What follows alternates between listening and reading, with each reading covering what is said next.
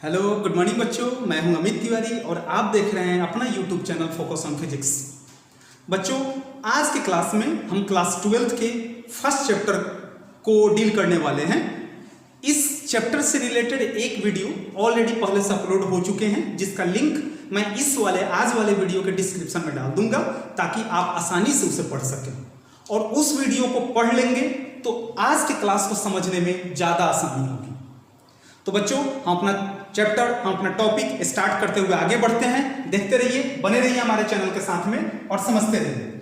बच्चों, आज का जो चैप्टर है उसका नाम है इलेक्ट्रिक चार्ज एंड फील्ड, जिसमें आज हम लोग दो चीजें पढ़ने वाले हैं। एक पहला, जिसको मेथड्स ऑफ चार्जिंग बोलेंगे, पहला टॉपिक जिसका नाम है मेथड्स ऑफ चार्जिंग, और दूसरा टॉपिक होगा differences between electric charge and mass, electric charge और मास में डिफरेंसेज। अच्छा, इस टॉपिक को पढ़ने के पहले हम एक टॉपिक को डील कर लें ताकि अच्छे से समझ में आ सके। देखिए, एक टर्म है इलेक्ट्रोस्टैटिक इंडक्शन। पहले डेफिनेशन से इसको क्लियर करते हैं कि है क्या। इसका डेफिनेशन लिख करके देखिए कि when a charged body comes near to a conductor, unlike charges appear at its closure, whereas like charges appear at its further, then body get electrified। और इसी मेथड को क्या कहते हैं? इलेक्ट्रोस्टैटिक इंडक्शन कहते हैं। अभी समझ में नहीं आया होगा, देखिए समझ में आ जाएगा। इस एग्जांपल के बाद आपको अच्छे से समझ में आ जाएगा। जैसे मान लीजिए न्यूट्रल बॉडी है। न्यूट्रल बॉडी का मतलब उसमें इलेक्ट्रॉन और प्रोटॉन का नंबर जो है वो सेम है। ये बॉडी जितना निगेटिव चार्ज कैरी कर रहा है उतना ही पॉजिटिव चार्ज कैरी कर रहा है, जिसकी वजह से ये बॉडी टोटल एक कंडक्टर न्यूट्रल हो गया है। अब इसके नजदीक एक हम ग्लास रॉड लेकर के आते हैं या रॉड लेकर के आते हैं जो पॉजिटिव चार्ज कैरी कर रहा है। अब अकॉर्डिंग टू डेफिनेशन कि unlike charges appear at its closure, अब इसके अंदर इलेक्ट्रॉन और प्रोटॉन दोनों होंगे, यानी कि निगेटिव और पॉजिटिव दोनों चार्ज होगा। तो जो निगेटिव होंगे वो पॉजिटिव की तरफ अट्रैक्ट हो जाएंगे, इसके नजदीक आ जाएंगे, क्योंकि यहां पे पॉजिटिव है यहां पे निगेटिव है, तो दोनों कौन सा चार्ज हुआ? अनलाइक चार्ज हुआ। लेकिन जो लाइक चार्ज होगा वो दूसरे एंड पे जाकर के रुक जाएगा। समझ में आया? अच्छा, इसको दूसरे तरीके से समझते हैं। यहां समझ लीजिए कि इसमें इलेक्ट्रॉन और प्रोटॉन क्या है? बराबर है। अच्छा, दूसरा एक एग्जांपल देखिए। मान गए कि एक और बॉडी है, इसमें भी ये भी न्यूट्रल बॉडी है, इसमें भी इलेक्ट्रॉन किसके इक्वल है? प्रोटॉन के बराबर है। अब यहां पर एक हम रॉड लेकर के आए जो निगेटिव चार्ज कैरी कर रहा था। क्या चार्ज कैरी कर रहा था? निगेटिव चार्ज कैरी कर रहा था। अब इस कंडक्टर के अंदर जो पॉजिटिव चार्ज होंगे वो इस निगेटिव के क्लोजर आ जाएंगे, और जो निगेटिव चार्ज होगा वो इस बॉडी के इस कंडक्टर से के लास्ट एंड पे चला जाएगा।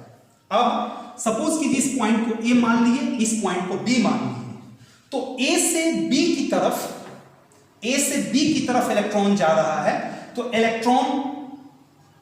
पॉइंट ए पर इलेक्ट्रॉन की डेफिशिएंसी हो रही है, जबकि पॉइंट बी पर इलेक्ट्रॉन का एक्सेस हो रहा है, यानी कि यहां पर इलेक्ट्रॉन मिनिमम होते जा रहा है और यहां पे इलेक्ट्रॉन क्या होते जा रहा है? मैक्सिमम होते जा रहा है।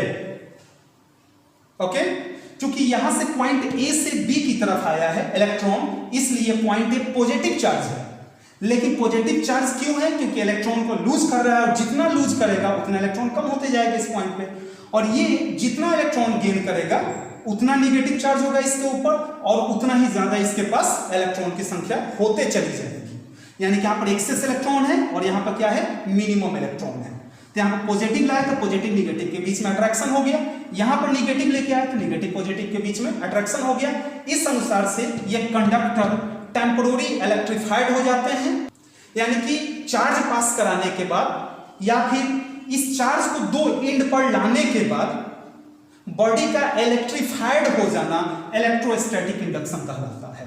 बॉडी जो इलेक्ट्रिफाइड होता है उसे वो क्या कहते हैं हम लोग, इलेक्ट्रोस्टैटिक इंडक्शन कहते हैं। अब देखिए यहां से ये जो चार्ज रॉड के द्वारा जो इस कंडक्टर को चार्ज इंड्यूस्ड किया जा रहा है उसको इंड्यूसिंग चार्ज कहते हैं।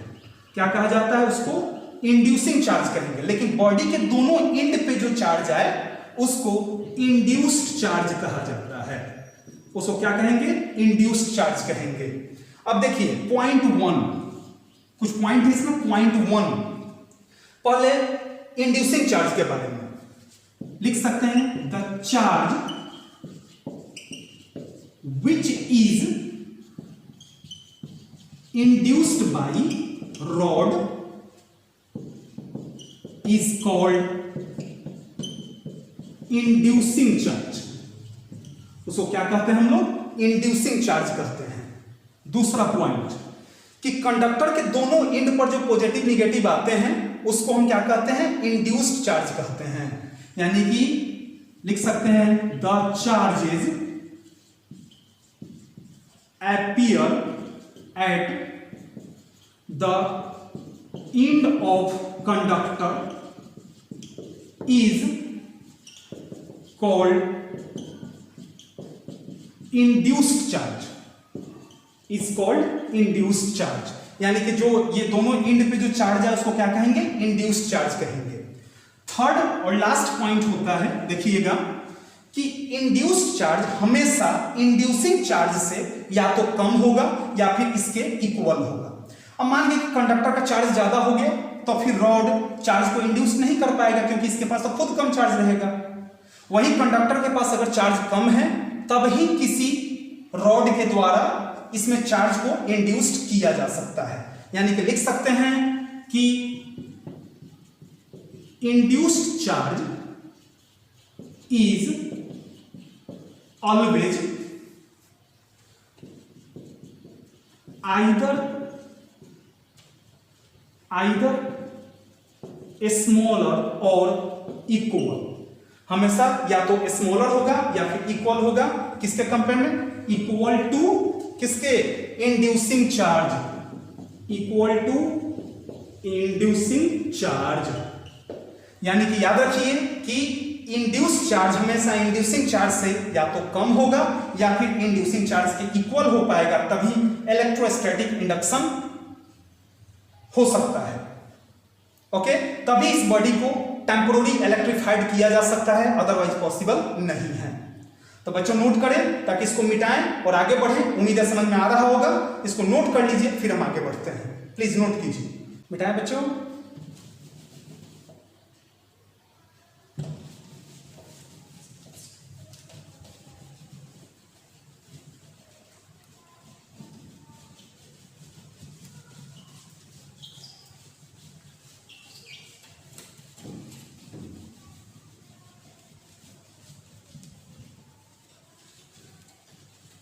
चलिए नेक्स्ट पढ़ते हैं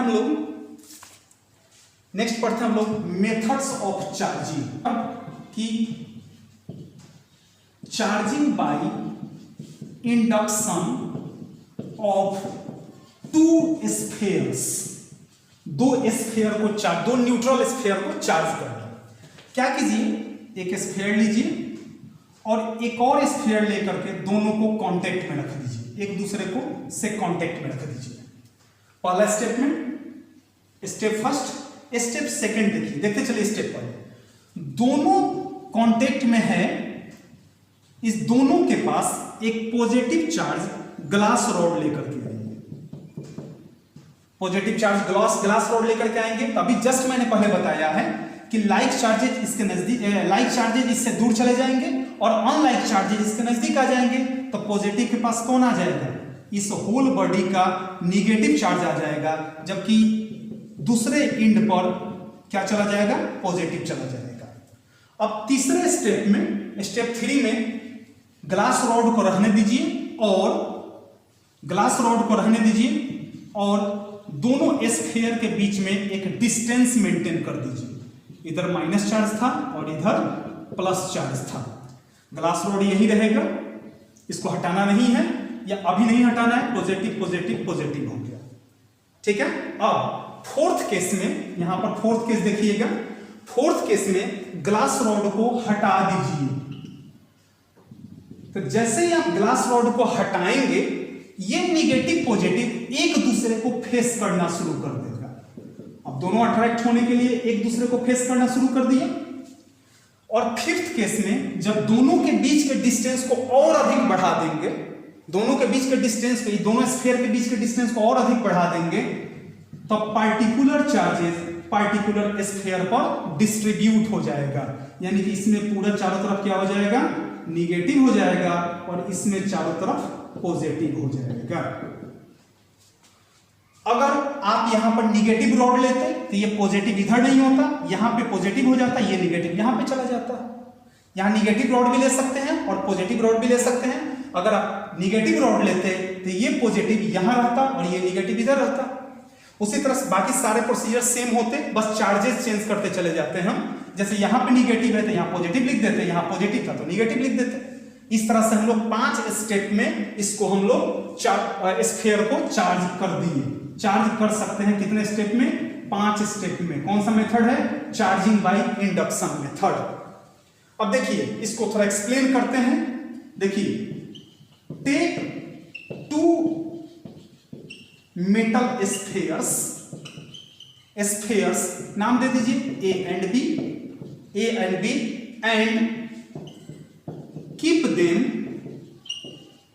इन कांटेक्ट, उसको कांटेक्ट में रख दीजिए। सेकेंड स्टेप में ब्रिंग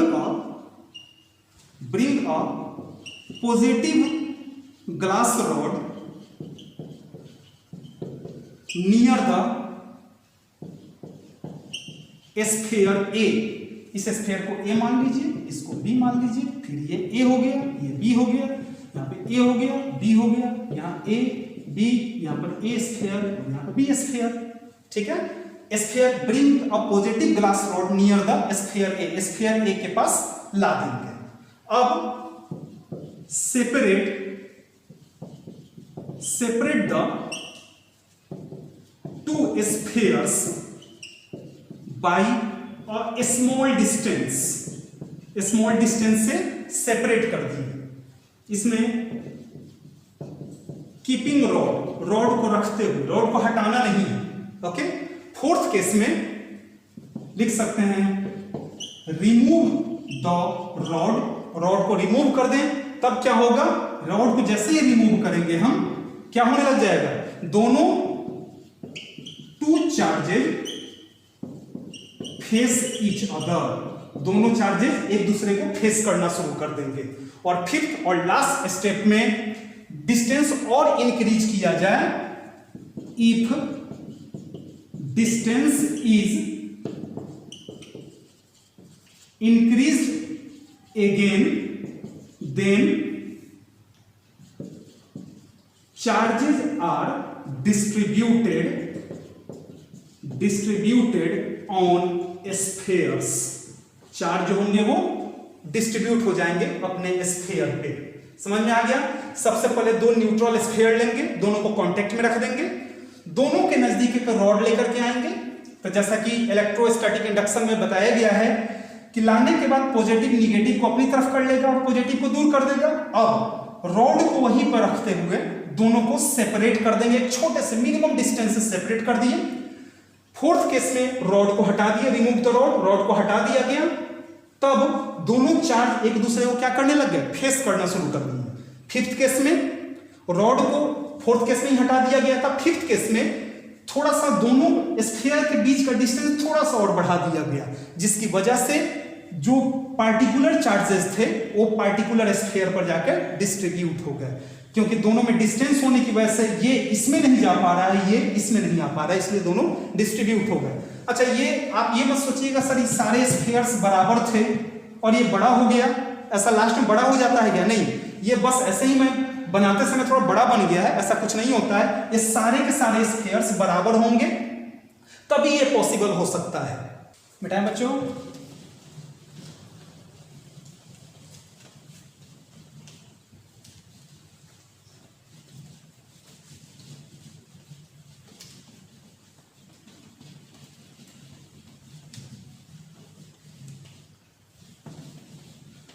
अब आता है नेक्स्ट पढ़ेंगे हम लोग कि चार्जिंग बाई, नेक्स्ट आता है क्या क्या पढ़ लिए, चार्जिंग ऑफ इंडक्शन में दो टाइप से पढ़े, एक सिंगल स्फीयर को चार्ज करना और एक डबल स्फीयर को चार्ज करना। सेकंड नंबर में आइए, सेकंड नंबर में चार्जिंग बाई कंडक्शन। कंडक्शन यानी कि टच में होना चाहिए, तभी जाके कंडक्शन में हो सकता है। कंडक्शन यानी कि टच होना चाहिए। अब देखिए चार्जिंग बाय कंडक्शन कैसे करें। देखिए इसमें एक निगेटिव या पॉजिटिव कोई भी स्फीयर ले लीजिए। मान के इसमें निगेटिव स्फीयर है, इसमें निगेटिव चार्ज है, एक स्फीयर है। अब सेम मटेरियल का, सेम साइज का, सेम शेप का एक अदर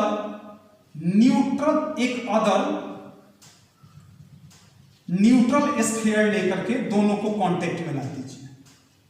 थोड़ा छोटा बड़ा हो जाएगा, उसके लिए टेंशन मत लीजिएगा, ठीक है। सपोज करो इसका चार्ज Q है, दोनों को एक साथ हम क्या किए, रख दिए और कुछ देर तक छोड़ दिए। कुछ देर के बाद जब दोनों को हम सेपरेट करेंगे, अलग अलग करते हैं, दोनों को अगर सेपरेट करते हैं तो इसका चार्ज Q/2 हो गया रहेगा और इसका भी चार्ज Q/2 हो गया रहेगा। यानी कि ये दोनों इक्वल अमाउंट में निगेटिव चार्ज कैरी करना शुरू कर दिए रहेंगे। फिर से समझिए, एक निगेटिव बॉडी लेकर के आए, आप पॉजिटिव बॉडी भी लेकर के आ सकते हैं। सपोज कीजिए आप पॉजिटिव बॉडी को लेकर के आते हैं, यहां पर एक और एक यहां पे स्फीयर है, यहां पे आप पॉजिटिव एक बॉडी को लेकर के आए जो पॉजिटिव है, उसके साथ एक न्यूट्रल बॉडी को चिपका दिए। कुछ देर के बाद, मतलब कुछ देर के कांटेक्ट में रखने के बाद, कुछ देर के बाद दोनों को आप अलग अलग कीजिए। दोनों को अलग अलग करने पर दोनों पर इक्वल अमाउंट में पॉजिटिव चार्जेस क्या हो गए रहेंगे, पॉजिटिव चार्जेस डिस्ट्रीब्यूट हो गए रहेंगे। यानी कि सपोज कीजिए इसका स्टार्टिंग में चार्ज, इसका चार्ज अगर 10 कूलम्ब था और इसका 0 था, तो दोनों को एक साथ रखने के बाद जब सेपरेट किया जाता है तो इसका चार्ज हो जाएगा 5 कूलम्ब और इसका चार्ज हो जाएगा 5 कूलम्ब। सेम इसमें भी वही प्रोसीजर कि सपोज कीजिए इसका चार्ज 20 कूलम्ब था, इसका 0 था, तो दोनों को कंडक्ट करने के बाद, कंडक्शन में रखने के बाद जब रिमूव करेंगे तो दोनों का चार्ज कितना हो गया, आधा हो गया रहेगा। यानी कि ये 10 कूलम्ब और ये भी 10 कूलम्ब हो गया रहेगा। यहां पर इलेक्ट्रॉन है, यानी कि इस बॉडी के पास एक्सेस ऑफ इलेक्ट्रॉन है, यहां पर निगेटिव चार्ज है, यानी कि इस बॉडी के पास एक्सेस ऑफ इलेक्ट्रॉन है, इसके पास पॉजिटिव चार्ज यानी कि इस बॉडी के पास एक्सेस प्रोटॉन है। इसके कंपेयर इसमें भी इलेक्ट्रॉन प्रोटॉन है, लेकिन इसमें इलेक्ट्रॉन प्रोटॉन दोनों क्या है, सेम अमाउंट में है, जिसकी वजह से वो ट्रांसफर नहीं कर सकते हैं। ये ट्रांसफर नहीं कर सकते हैं क्योंकि इसमें निगेटिव और पॉजिटिव दोनों सेम अमाउंट में है, जिसकी वजह से ये बॉडी न्यूट्रल हो जाता है। लेकिन इसमें इलेक्ट्रॉन ज्यादा है और इस बॉडी में प्रोटॉन ज्यादा है। तो दोनों में से कोई भी मेथड से आप चार्जिंग बाय इंडक्शन कर सकते हैं, शो कर सकते हैं। ये प्रोसीजर जो दोनों हो है, it is only possible when both material are of same shape and of same type of material. दोनों सेम टाइप ऑफ मटेरियल हो, दोनों का शेप साइज सेम हो, ठीक है, तभी जाकर के ये चार्जिंग बाय कंडक्शन पॉसिबल है। नोट कीजिए और आगे पढ़ते हैं। एक छोटा सा यहीं पर हो जाएगा। देखिए यहां पर देखते हैं charging by friction, charging by friction third number में छोटा सा है, इसलिए यहीं पे बता दे रहे हैं चार्जिंग बाय फ्रिक्शन। मान के कि दो बॉडी है, एक बॉडी यहां पे है और एक बॉडी यहां पे है। दोनों को एक साथ कांटेक्ट में रखने के बाद हम उसको रगड़ना शुरू किए, रब करना शुरू किए, दोनों को अगर हम कांटेक्ट में रखें, दोनों को कांटेक्ट में अगर ला दें, हम दोनों को कांटेक्ट में ला करके अगर हम रगड़ना शुरू करें तो इसमें क्या रिलीज होगा? हीट एनर्जी रिलीज होगा। हीट एनर्जी रिलीज होने से एनर्जी रिलीज होगा, यानी कि एक का चार्ज दूसरे में, इसका इलेक्ट्रॉन इसमें, इसका इलेक्ट्रॉन इसमें, इसका इलेक्ट्रॉन इसमें, या फिर इसका इलेक्ट्रॉन इधर और इधर ट्रांसफर होना शुरू हो जाएगा। लेकिन अब बात आती है कि दोनों बॉडी में किसका इलेक्ट्रॉन ट्रांसफर होगा, तो डिपेंड करता है कि कौन सा मटेरियल कितना इलेक्ट्रोपॉजिटिव है। जिसके पास इलेक्ट्रॉन लूज करने की कैपेसिटी ज्यादा होगी वह मैक्सिमम अमाउंट में इलेक्ट्रॉन को लूज कर सकता है। मान लीजिए इसको ऑब्जेक्ट ए मान लिए, इसको ऑब्जेक्ट बी मान लिए। अगर ऑब्जेक्ट ए के पास एक्सेस इलेक्ट्रॉन है, ऑब्जेक्ट ए इलेक्ट्रोपॉजिटिव है, मैक्सिमम इलेक्ट्रोपॉजिटिव है, तो ऑब्जेक्ट ए बी को इलेक्ट्रॉन देगा। अगर बी के पास एक्सेस अमाउंट में है, ये ज्यादा इलेक्ट्रोपॉजिटिव है, तो वो किसको देगा? ए को देगा।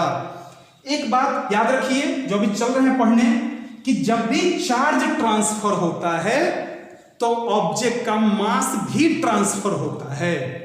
लेकिन जब मास ट्रांसफर होगा तो ये कोई जरूरी नहीं है कि चार्ज भी ट्रांसफर होगा। ओके, यानी कि चार्ज जब एक बॉडी से दूसरे बॉडी में ट्रांसफर हो रहा हो तो उसके साथ मास भी ट्रांसफर होता है। यानी कि पहले बॉडी या दूसरे बॉडी किसी एक का मास किसी दूसरे में जाएगा, यानी किसी एक बॉडी का मास काफी कम मात्रा में घटेगा, जिसका बहुत मुश्किल से पता लग पाएगा काफी। लेकिन मान लो थोड़ा भी घटे या ज्यादा घटे, थोड़ा कम हो या ज्यादा कम हो, कम तो हो रहा है ना। इसलिए याद रखिएगा जब भी चार्ज ट्रांसफर हो रहे हो तो मास का भी ट्रांसफर होता है। नोट कीजिए, ताकि एक आज का लास्ट टॉपिक पढ़ें, आज की क्लास का लास्ट टॉपिक पढ़ें, differences between charge and mass. Please note कीजिए। ये हो गया चार्जिंग कैसे किया जाता है, पता हो गया। चार्जिंग ऑफ इंडक्शन था, जिसमें दो चीज पढ़े हम लोग, दो स्फीयर को चार्ज करना और एक स्फीयर को चार्ज करना। किसकी मदद से? एक एक्सटर्नल सोर्स ऑफ चार्ज की मदद से। दूसरा पढ़े हम लोग चार्जिंग बाय कंडक्शन, जिसमें हम लोग एक न्यूट्रल बॉडी को न्यूट्रल कंडक्टर को किसके द्वारा? एक निगेटिव बॉडी के द्वारा चार्ज किया गया, या फिर एक न्यूट्रल बॉडी को एक पॉजिटिव चार्ज बॉडी के द्वारा चार्ज किया गया। दोनों चार्ज होने के बाद सेपरेट, जब दोनों को सेपरेट करेंगे तो चार्ज दोनों का इक्वली अमाउंट में हो गया रहेगा। यानी कि अगर इसका 10 कूलम है, 0 कूलम है, तो दोनों पर 5 कूलम का हो गया रहेगा। उसी तरह इसमें 20 कूलम है, 0 कूलम है, तो दोनों में इसमें 10 कूलम और इसमें भी कितना हो गया रहेगा? 10 कूलम हो गया रहेगा। तो नोट कीजिए ताकि हम आगे बढ़े और आज का लास्ट टॉपिक पढ़ें। नोट कीजिए इसको, मिटाएं बच्चों।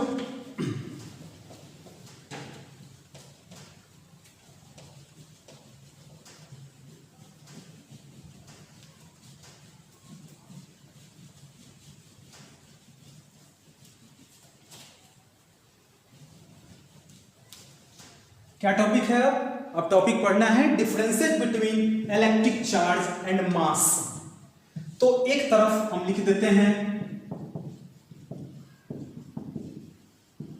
इलेक्ट्रिक चार्ज,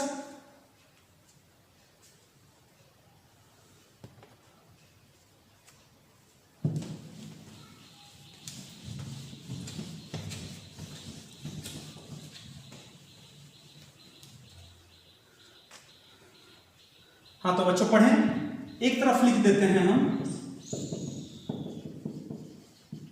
इलेक्ट्रिक चार्ज और दूसरी तरफ लिख दिए मास। देखिए इलेक्ट्रिक चार्ज का फर्स्ट कि it may be positive, negative और zero.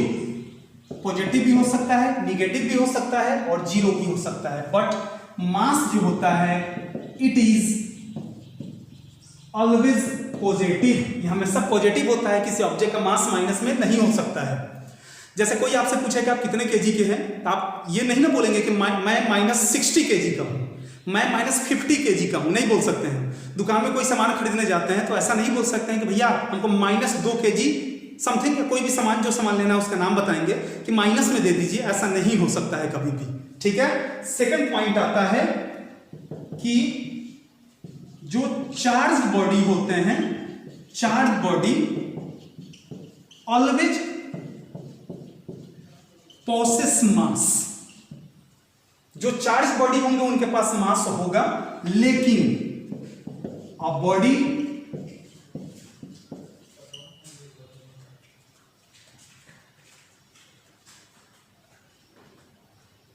body having charge, a body having mass may not be carry charge। लेकिन जिसके पास मास होगा ये कोई जरूरी नहीं है उसके पास चार्ज भी होगा। जिसके पास मास होगा ये कोई जरूरी नहीं है उसके पास चार्ज भी होगा। थर्ड नंबर कि it doesn't depend on speed, ये स्पीड पर डिपेंड नहीं होता है, यानी कि ऑब्जेक्ट का कितना भी स्पीड बढ़ा दो चार्ज जैसा था वैसा ही रहेगा। कंजर्वेशन ऑफ चार्ज में आपने पढ़ा होगा कि बॉडी से चार्ज को ना क्रिएट किया जा सकता ना डिस्ट्रॉय किया जा सकता है। शुरू में जितना चार्ज होता है लास्ट में भी उतना ही चार्ज होता है, लेकिन चार्ज हमेशा कांस्टेंट होता है। लेकिन मास को इंक्रीज डिक्रीज किया जा सकता है, यानी कि इट डिपेंड ऑन स्पीड। अगर स्पीड ज्यादा होगा यानी कि लिख सकते हैं कि speed is directly proportional to mass, या mass is directly proportional to speed. Speed बढ़ेगा मास भी बढ़ेगा, स्पीड घटेगा और मास भी घटेगा। कौन सा फॉर्मूला यूज करेंगे? तो किसी ऑब्जेक्ट का एम निकालने के लिए अगर वेलोसिटी दिया है स्पीड दिया है तो फॉर्मूला होता है m0 by root under 1 minus v square by C square, जहां m फाइनल मास हो जाएगा जो निकालना था, फाइनल मास होगा। mo जो होगा mo वो क्या हो जाएगा? मास एट रेस्ट हो गया। v बराबर वेलोसिटी ऑफ एन ऑब्जेक्ट और c is equal to velocity of light. c का वैल्यू क्या होता है? फिक्स होता है। c का वैल्यू कितना होता है? c का वैल्यू 3 × 10 का पावर 8 मीटर पर सेकेंड होता है, 3 लाख किलोमीटर पर सेकेंड। यानी कि इस फॉर्मूला से हम किसी ऑब्जेक्ट का जिसका वेलोसिटी इंक्रीज या डिक्रीज हो रहा है उसका मास कैलकुलेट कर सकते हैं। m बराबर final mass of an object, mo यानी कि mass of an object at rest position, v equal to velocity of an object, object का वेलोसिटी कितना इंक्रीज कितना डिक्रीज हो रहा है, और c equal to velocity of light जो कि फिक्स होता है 3 × 10 to the power 8 metre per second. तो ये था हमारा इलेक्ट्रिक चार्ज और मास में अंतर, और इसी के साथ आज का टॉपिक हम ओवर करेंगे। फिर अगले क्लास में हम आपसे मिलेंगे क्या लेकर के? कूलम्ब्स लॉ लेकर के। नेक्स्ट क्लास का टॉपिक जान लीजिए कि क्या है। सो नेक्स्ट टॉपिक में हम लोग नेक्स्ट क्लास में हम लोग पढ़ेंगे कूलम्ब्स लॉ दोनों फॉर्म में। कौन कौन? स्केलर फॉर्म में भी और वेक्टर फॉर्म में भी। स्केलर कूलम्ब्स लॉ पढ़ेंगे स्केलर और किसके फॉर्म में? वेक्टर फॉर्म में। नेक्स्ट वीडियो इसी पर डिपेंड होगा, इसलिए हो सकता है अगर आपको टाइम मिले तो इससे रिलेटेड कुछ पढ़ के रखिएगा ताकि आपको अच्छे से समझ में आ जाए। ये नेक्स्ट वीडियो के लिए है। ओके, तो आज के लिए रहने देंगे, फिर मिलते हैं हम लोग अगले क्लास में। अगर आपको, मैं हमेशा बोलता हूं कि अगर मेरे वीडियो से रिलेटेड कोई कुछ भी डाउट क्रिएट होता है पढ़ाने से लेकर के, जिस मायने में आपको कोई भी डाउट क्रिएट होता है तो प्लीज कमेंट बॉक्स में जाकर कमेंट करें ताकि हमें पता चल सके। और अगर आप व्यू कर रहे हैं, अगर आप वीडियो देख रहे हैं, अच्छी लग रही है वीडियो, तो प्लीज लाइक करें ताकि मुझे पता हो सके। Okay, thank you. मिलते हैं नेक्स्ट क्लास में, तब तक के लिए बाय। अच्छे से रहिएगा, स्वस्थ रहिएगा, खुश रहिएगा। Thank you so much Babu, thank you.